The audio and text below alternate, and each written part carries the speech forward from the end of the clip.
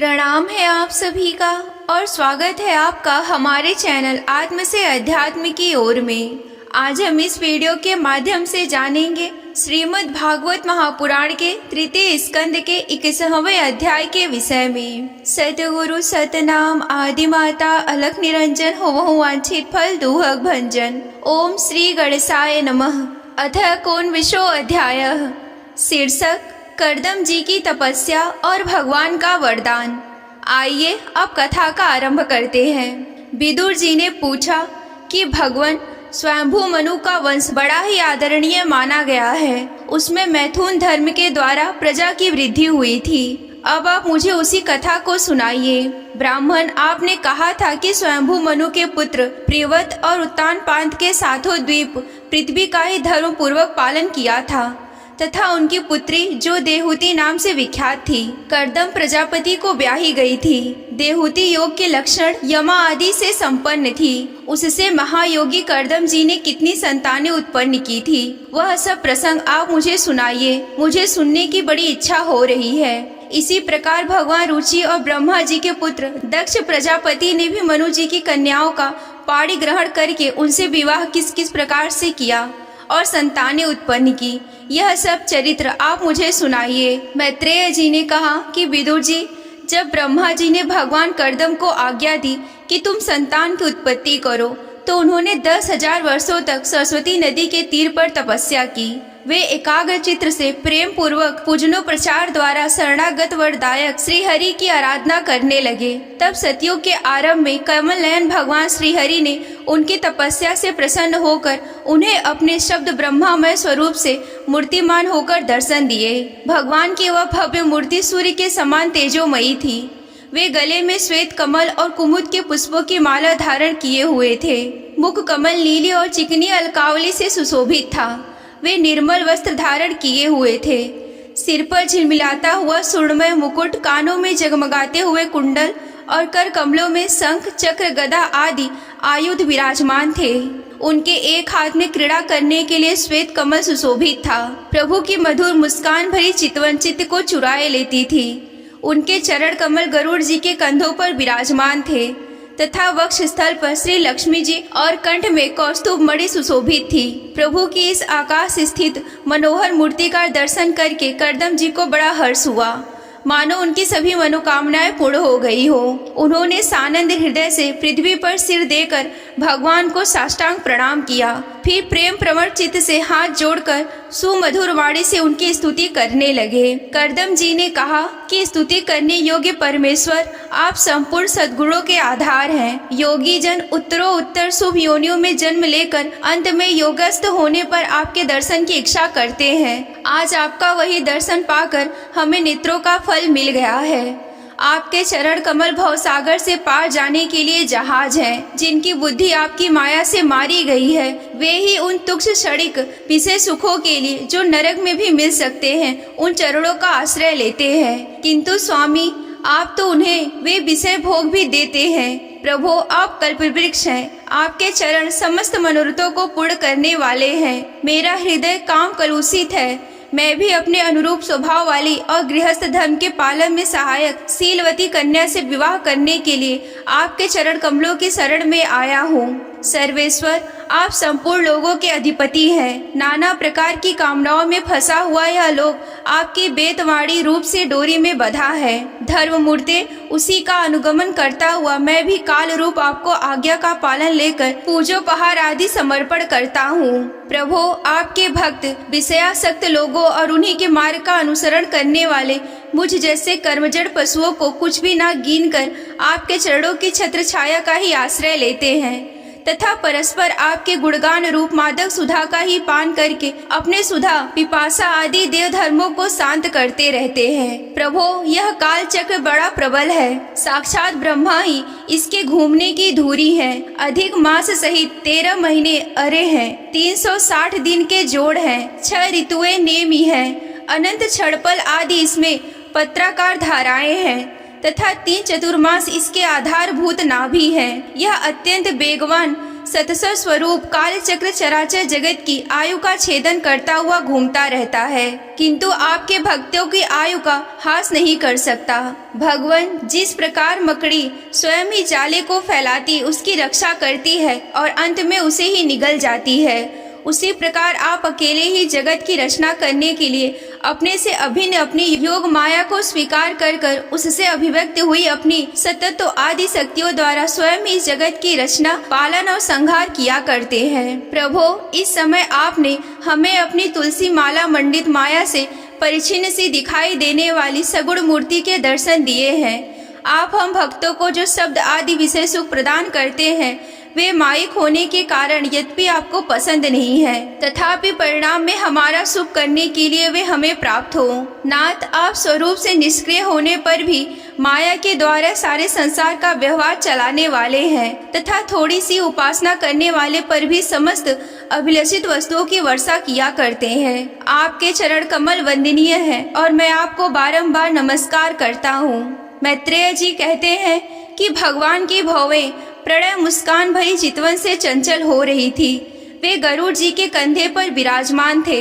तब कर्दम जी ने इस प्रकार निष्कपट भाव से उनकी स्तुति की। तब वे उनसे अमृतमय वाणी से कहने लगे। श्री भगवान ने कहा कि जिसके लिए तुमने आत्म संयम आदि द्वारा मेरी आराधना की है, तुम्हारे हृदय के उस भाव को जानकर मैंने पहले ही तुम्हारे लिए उसकी व्यवस्था कर दी है। प्रजापते, मेरी आराधना तो कभी भी निष्फल नहीं होती, फिर जिनका चित्त निरंतर एकांत रूप से मुझ में ही लगा रहता है, उन तुम जैसे महात्माओं के द्वारा की हुई उपासना का तो और भी क्या अधिक फल होता है। प्रसिद्ध यशस्वी सम्राट स्वयंभू मनु ब्रह्मावर्त में रहकर 7 समुद्र वाली सारी पृथ्वी का शासन किया करते हैं। विप्रवर, वे परम धर्मज्ञ महाराज महारानी शत्रुपा के साथ तुमसे मिलने के लिए परसों से यहाँ आएंगे। उनकी एक रूप यौवन शील और गुणों से संपन्न श्याम लोचना कन्या इस समय विवाह के योग्य हो गई है। प्रजापते, तुम सर्वथा उसके योग्य हो, इसीलिए वे तुम्ही को वह कन्या का अर्पण करेंगे।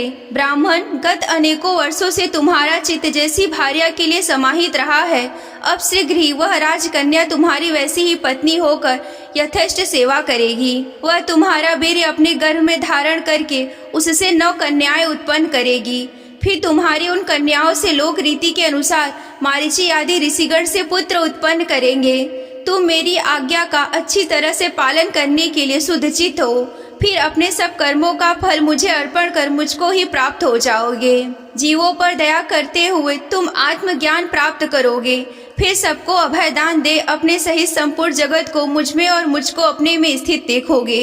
महामुने, मैं भी अपने अंश कला रूप से तुम्हारे वीर द्वारा तुम्हारी पत्नी देवहूति के गर्भ में अवतरण होकर सांख्य शास्त्र की रचना करूंगा। मैत्रेय जी कहते हैं कि विदुर जी, कर्दम ऋषि से इस प्रकार संभाषण करके इंद्रियों के अंतर्मुख होने पर प्रकट होने वाले श्रीहरि सरस्वती नदी से घिरे हुए बिंदुसर तीर्थ से अपने लोक को चले गए। भगवान के सिद्ध मार्ग की सभी सिद्धेश्वर प्रशंसा करते हैं। वे कर्दम जी के देखते देखते अपने लोक को सिधार गए। उस समय गरुड़ जी के पक्षों से जो आधारभूता ऋचाएं निकल रही थी उन्हें वे सुनते जाते थे।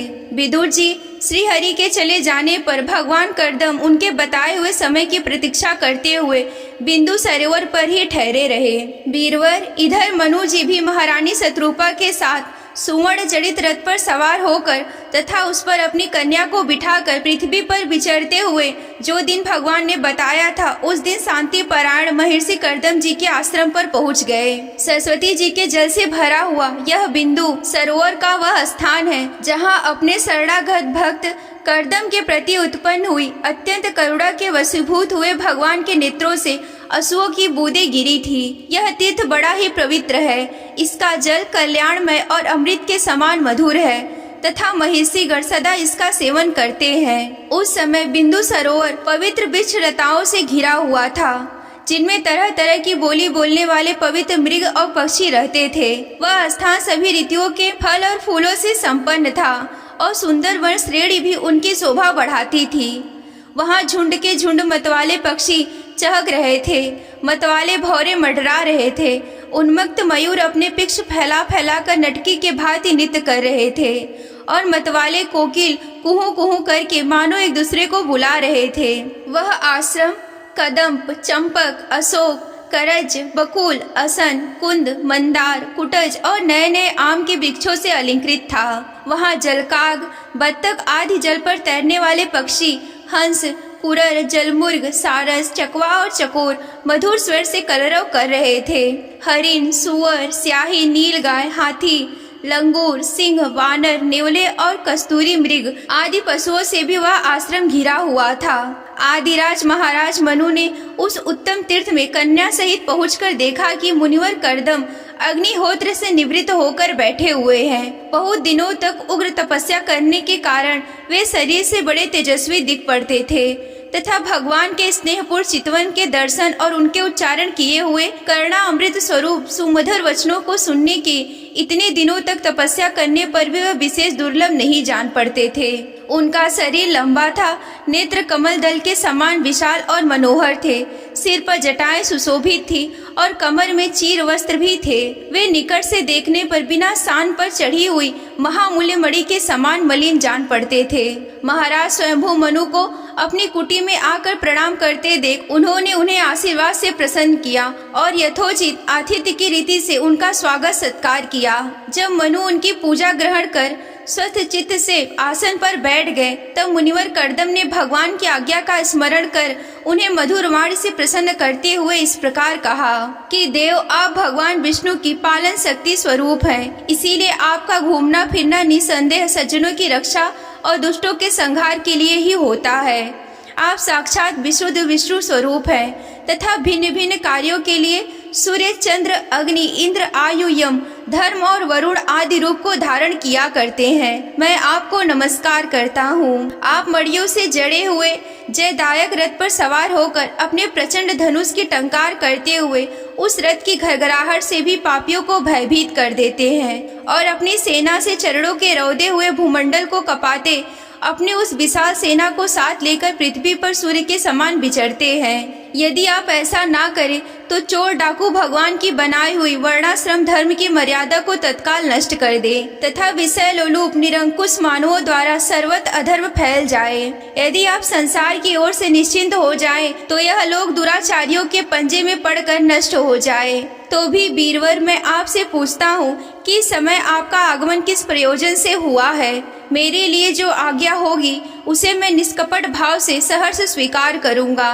यहीं पर श्रीमद् भागवत महापुराण के तृतीय स्कंद का 21वां अध्याय समाप्त होता है। अगर आप श्रीमद् भागवत महापुराण की कथा में रुचि रखते हैं और विस्तार पूर्वक यूं ही वर्णन सुनना चाहते हैं तो हमारे चैनल को सब्सक्राइब कर लें। ये अध्याय आप सभी को कैसा लगा हमें कमेंट करके बताएं। आज के वीडियो में बस इतना ही। मिलते हैं अगले वीडियो में। तब तक के लिए आप सभी को जय आदि शक्ति भोलेनाथ जी। हर हर महादेव।